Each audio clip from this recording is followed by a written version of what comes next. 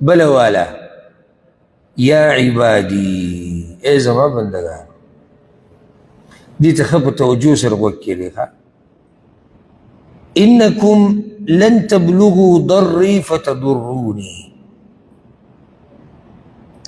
تاسو دی سنشی کولی چی مالا نقصان راکی تاسو سر دک ساسو دک وست نشتی چی مالا ضرر راکی ولن تبلغوا نفعی فتنفعونی و نمالا فائد را کولی شی نمالا ضرر را کولی شی نمالا فائد را کولی شی دا اللہ بیزاری بیانی دا اللہ بیزاری نزک سوی گورا لو ان اولکم یا عبادی بیو یا عبادی دو سویم پیر شو شپگم کوم دا شپگم دی کوم دی دا وسوم دی دا وم دی بیا بے حساب کجا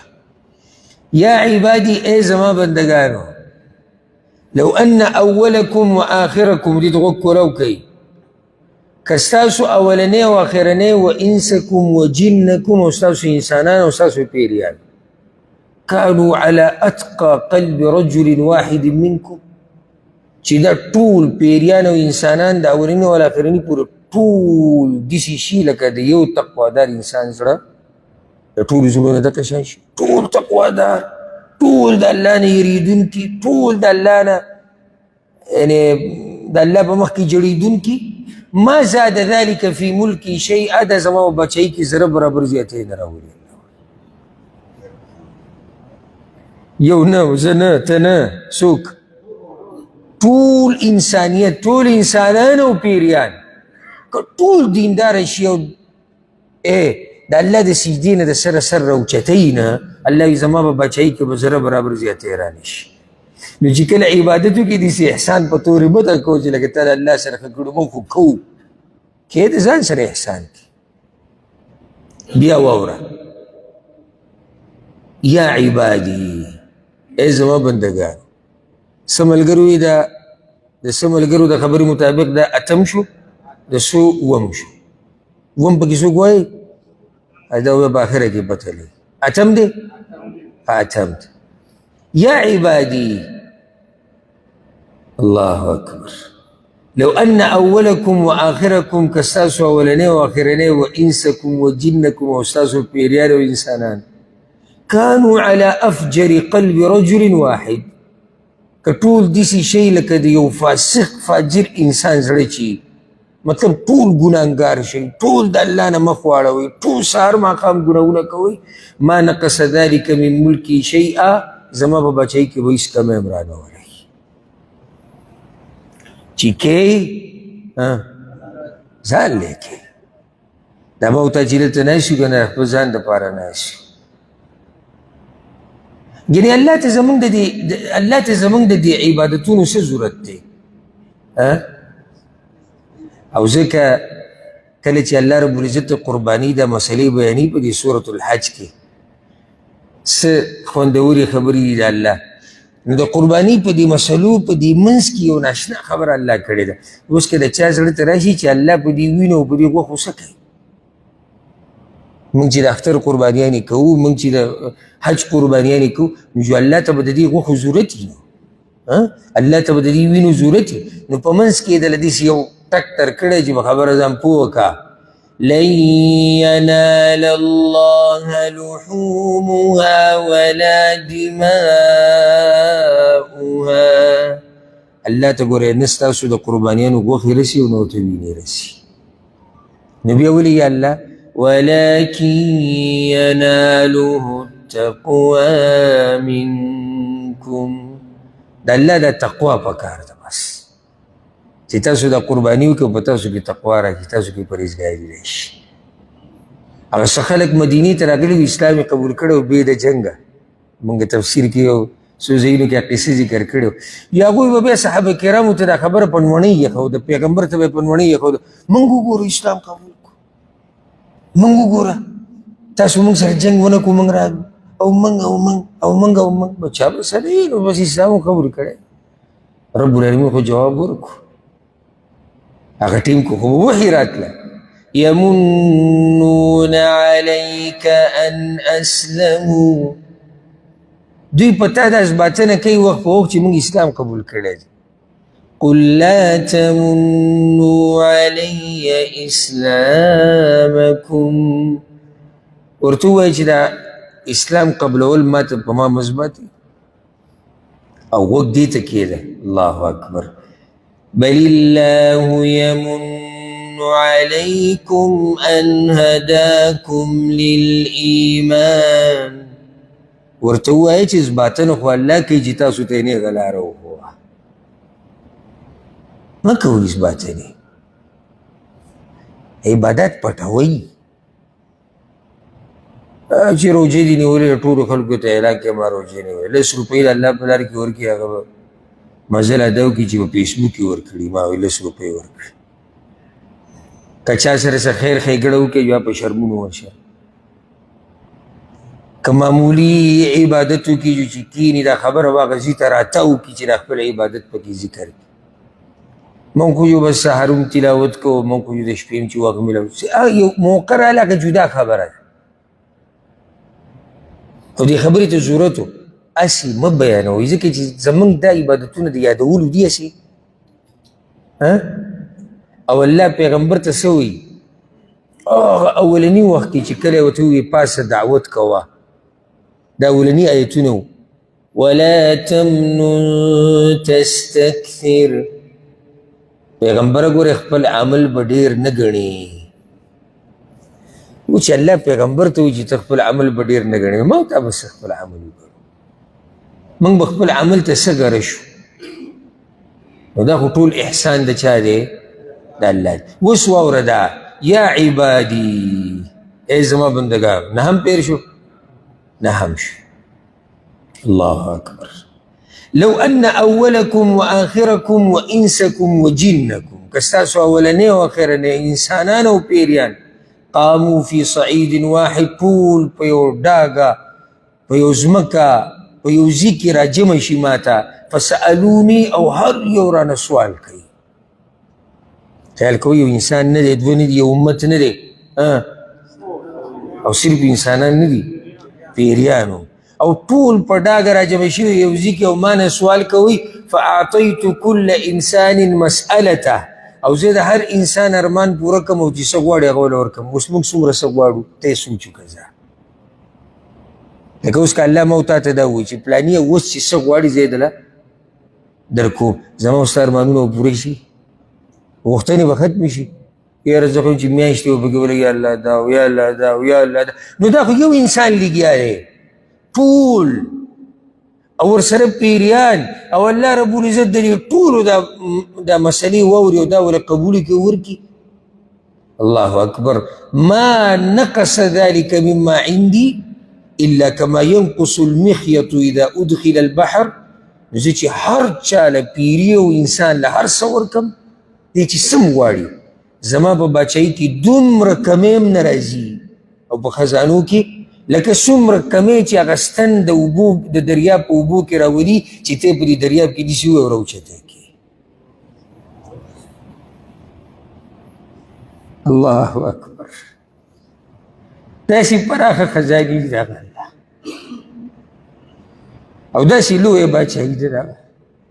موږ ته وړه مسله راشي موږ سوچ کوو چې دې به څه کړي هغه الله ته ووایه که نه هغه دومره پراخه خزانې که هغه د انسانانو او د پیریانو له هر څه ورکړي نو د هغه په باچایي کې دومره کمی هم نه راځي لکه څومره کمی چې یو ستن په دریاب کې راولي ته چې کله ستن په دریاب کې ووایې او راوچته یې کړي څه تا د دریاب نه کم کړو هېڅ دې هم کم نه کړو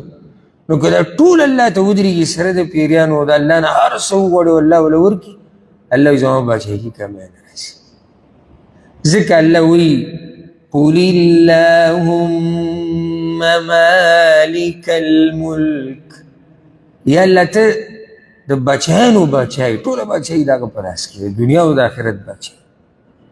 هغه سره خپل رابطه مضبوطه کوي هغه سره خپل تعلق برابر کوي هغه ته خپلې مسلې وایي او حدیث کې راځي رسول صلی الله علیه وسلم وی د کمې ورځې نه چې الله دا مخلوق پیدا کړی او سحر ماښام په دوی دا خرچه کوي، سحر ماښام او د قیامت پورې به روانې دي، د الله به بچی کې هېڅ کمی رانه وستو، هېڅ کمی. او موږ دغه کمزوري که چېرته چا سره دي چې یو ټک ښېګړه وکړو څه شی ورکړو بس سوچ دی چې بس زه خو جو غریب شوم ختم شو. الله روزانه میلمه دا به ستاسې کېږي، نو میلمه یو کس راغی څه چل به وشي؟ دا زما ستا هغه خزانې دي هغه کمزوري، دا زما او ستا هغه زړه دی او دا زموږ حقیقت دی. اوس دې مخلوق ته وګوره، صرف پیریان او انسانان هم نه که نه، نو دې ځناورو ته وګوره، دې څاروو ته وګوره، دې هر څه ته وګوره، دې ټولو له رزق الله ورکوي، د الله په بچایي کې څه کمی نه راځي. دا د هغه رب، دا زموږ د رب، دا زموږ د رب هغه شان دی، دا زموږ د رب هغه عظمت دی، دا د هغه بچایي دی. قرآن کې د دې په باره کې ډېر ایتونه دي، خبره به اوږده شي او ټیم ډېر لږ پاتې دی، مخکې دا حدیث پوره کوو. یا عبادي، ای زما بندګان، لسم شو؟ لسم شو. انما هي اعمالکم احصیها لکم، په دې باندې الله خبره ختمه کړې ده. اوس د اخرني ته غوږ کېده. ای بندگانو دقه ګورئ ستاسو کارونه دي زه یې شمارمه، مطلب څه کمې زیاتې پکې نه کوم، څه چې تاسو کوئ همغه نوټ کوم، همغه شمارلی کېږي. ثم اوفیکم ایاها، او د قیامت په ورځ به یې دله بدله درکو. فمن وجد خیرا، نو که د قیامت په ورځ چا ښه بدله ولیده، فلیحمد الله، نو د الله خیر دی ادا کوي، فلیحمد الله، نو د الله شکر دی ادا کوي د دې خیر د لاسه. ومن وجد غیر ذلک، او که چا د هغې نه علاوه نور څه وموندو، ګوره هغه نور څه یاد هم نه کړو، نور څه د نیکیانو نه علاوه نور څه دي؟ ګناهونه، غفلتونه. وایي که په خپل کتاب کې دي د قیامت په ورځ نور څه وموندو که نه، فلا یلومن الا نفسه، نو دکه بنده دي صرف خپل ځان ملامته کړي. الله وایي ما لره څوک نشي ملامته کولی. ولې؟ ځکه چې الله وایي زه خو ستاسو دقه اعمال نوټ کوم کوم چې تاسو کوئ، نو ته څنګه رالږې خپل رب ملامته کوې؟ الله خو به اله یو بنده به اله رالږېدو، الله به یې ملامته کوو چې الله پکې د خپل طرف نه څه کمې زیاتې کولی، نو الله خو د ذرې ذرې بدله تاله درکوي. الله مه ملامته کوه، ځان ملامته که. تا سره موقع وه، تا ولې عمل نه کوو؟ په دې باندې الله خبره ختمه کړه چې ګورې اعمالو له توجه ورکه، د بل چا عمل ته ډډه مه لګوه، مه صرف د الله نه امیدونه ساته، بلکې تم کوشش کوه. الله د سره ښه کوي، خو اعمالو کې دله کمی نه راولي، په نیکیانو کې ښه د سره دا کوي چې د یو نیکۍ په بدل کې دله بې شماره اجر درکوي. ګناهونه دله بخي هم، خو که چېرته په دغه ګناهونو کې راونیوي که نه، نو ته یې ملامته کولی نه شي. ملامته کولی شي؟ ولې نشي ملامته کولی؟ دغه زموږ خپل کارونه دي. او ځکه الله قرآن کې څه وایي؟ یوم یبعثهم الله جمیعا فینبئهم بما عملوا. قیامت پر ورځ الله وایي زه به دا ټول راپاڅوم او دوی چې څه کړي د هغه به ورته وښیم او د هغې نه به یې خبر کړم. سوال دا دی چې موږ ته خپل اعمال نه دي یاد، موږ ته خپل نه دي یاد، دومره مخلوق اعمال به الله ته یاد دي. الله وایي احصاه الله ونسوه، الله وایي ما ګوره شمار کړي دي، ما سره هر څه شتي، اگر که بندګانو هېر کړي دي. نو خبره زما او ستا لاس کې ده. کامیابي غواړې، په عملنامه کې خیر لیده غواړې، زما او ستا لاس کې. کتاب ما ورته لیکو، دا زمونږ دا کتاب چې دی د دې مؤلف څوک دی، لیکونکی څوک دی؟ ما ورته په خپل کتاب لیکو نو ستا مرضي ده چې کتاب کې څه ورچ که سبا له ستا په دې کتاب اعتراض وشو او ته د دې کتاب د لاسه راونیوی شوې فلا یلومن الا نفسه نو دا بنده دي بیا صرف خپل ځان ملامته کړي ته څنګه بل سړی ملامته کړې بل چا پکې څه لیکلي دي څه دا خو ستا عملنامه ورته لګیا وي دا حدیث قدسی چې ابوذر غفاري رضی الله عنه بیان کړه او زه راته دا یقیني ویمه که موږ چېرته د دې دا یوه جمله مستقل درس هم تی جوړ کړی وی نو یو درس بیا هم کمېدو په هره جمله باندې وما صرف هسې تاسو ته الله دا خبر رایادولی و چې د خپل رب طرف ته مسود شي او خپل ځان ته وګورو زموږ دې کوتاهیانو ته په دې مقصد مې نن تاسو ته د حدیث قدسي بیان کړو نو څو خبرې شو ټولې لس داسې به څوک چې ما ته دا لس بیان کړي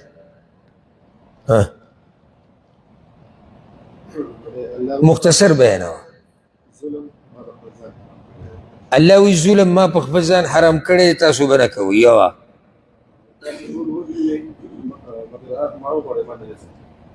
دا ته وروسته کړه خو زه د دې نه مخکې بله وه تاسو ټول وږي مګر هغه چې زه ول رزق ورکړم هغه مړېږي دوه